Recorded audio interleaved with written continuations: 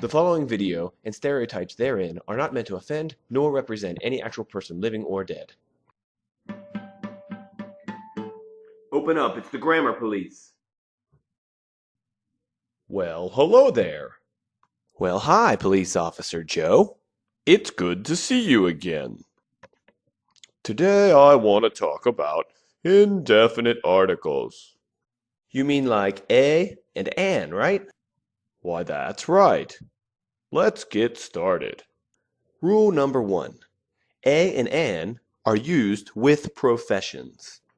For example, Joe is a police officer. Joe is a police officer. Well, that's right. I carry a gun.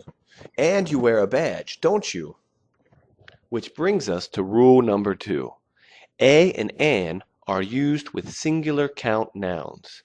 For example, a badge. This is a badge.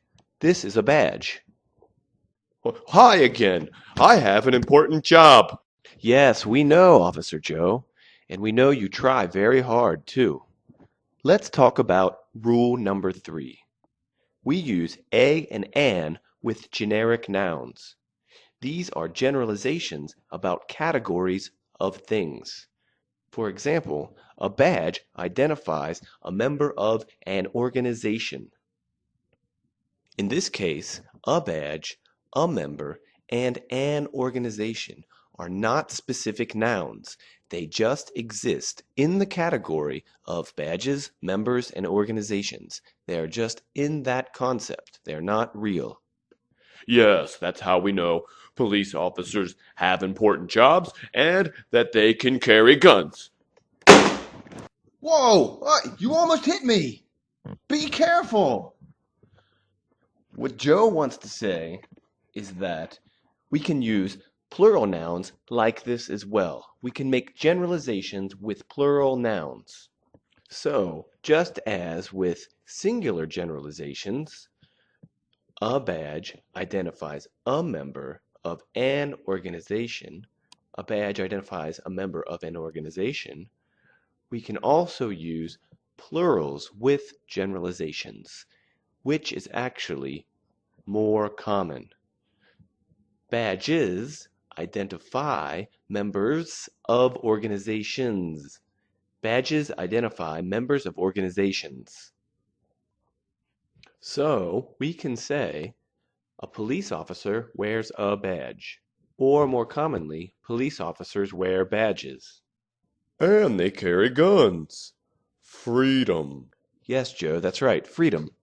So we can also say a firefighter wears a badge, or firefighters wear badges.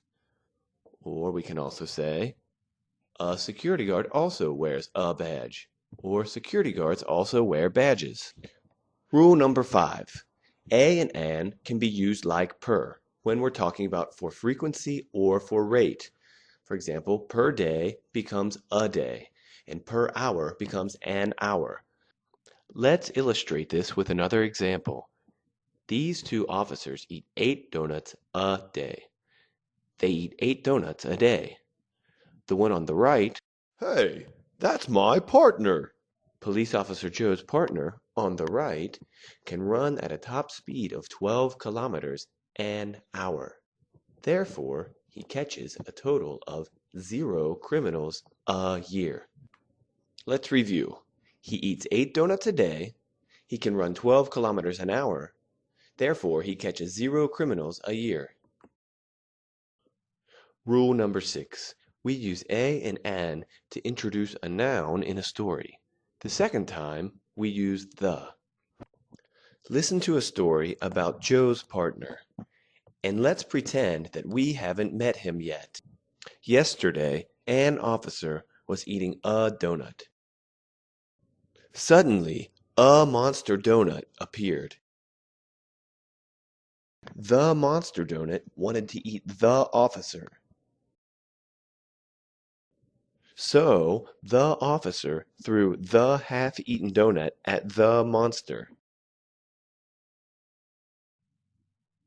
The officer then woke up, and he told his wife that he'd had a dream.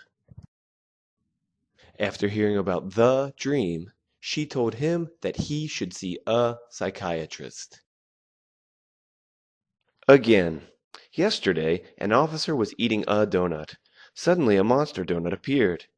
The monster donut wanted to eat the officer, so the officer threw the half-eaten donut at the monster. The officer woke up and told his wife he'd had a dream. After hearing about the dream, she told him he should see a psychiatrist. The end.